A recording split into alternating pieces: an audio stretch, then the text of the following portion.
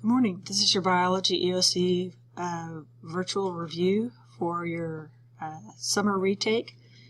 And what you'll be using is the sites google.com a/roundrockisd.org/cr-bio-eoc/home.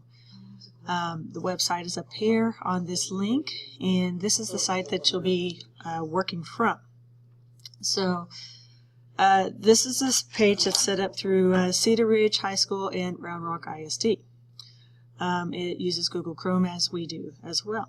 So what it provides here is practice EOC tests, and as well as released EOC tests with answer keys so that you can check yourself, and TEKS indexes so you can look over to see exactly what it is that you're being tested on. So here's what we expect you to do prior to going into the test on July 12th, 13th, and 14th, whichever date that your school is doing the retake on. The review materials include this. There are 9 sections that biology is tested over, and as you can see here, we have section 1, biomolecules, 2 is over cell structures and functions, 3 is DNA in the cell cycle, 4 is over protein synthesis, 5 is over genetics, 6 is over viruses and taxonomy, 7 animal and plant systems, 8 ecology, and 9 evolution. So what you will find in each of these sections, because you have 9 sections, it is really good that between now and the next 4 weeks, you spend, about an appropriate amount of time. I would recommend a good 15 minutes each day hitting into each of these sections. So, for example, here's your review notes over a section of biomolecules. If you look at the review notes and you click on this, it's going to give you a PDF that's going to show you what it is that this particular TEKS is going over. So if I look at biomolecules, you got your proteins, your carbohydrates, your lipids, and your nucleic acids. It's going to go over the things that are important in these particular areas. And then it's going to give you more specific things. Levels of organizations, what is a biomolecule? And it's going to give you a chart. And so, for example, in our class, we created this chart, and this chart here is very important. This is actually one of the charts that we kind of expect you to memorize. So knowing the terminology is very important. The enzymes, and so forth, all the different topics that are involved with biomolecules. This represents this particular topic. So once you've studied that topic, then you do a review sheet. Okay, what is a lipid? What types of elements make up these lipids? So you'd write down, okay, lipids are such and such. What kinds of foods do we eat from lipids? What does a lipid molecule look like? And what is the job of the lipid in the body? Why do we need it? And so you go through this study practice here, and you write down these things because these are things that we know are absolutely on the STAR test. And then we have pictures here of the substrates of enzymes, and it goes over how to break down the enzymes, and then it talks about the energy of the enzymes, and this is your review. Okay, so once you've gone over the review, there's a vocabulary practice. This is a printable. So this is a self-practice in this case here. These are all vocabulary words that will help you to better understand what it is that you're reviewing, and to know. All right. And then the last thing is, now that you've done your practice, you've gone over your review sheet, let's do some practice questions.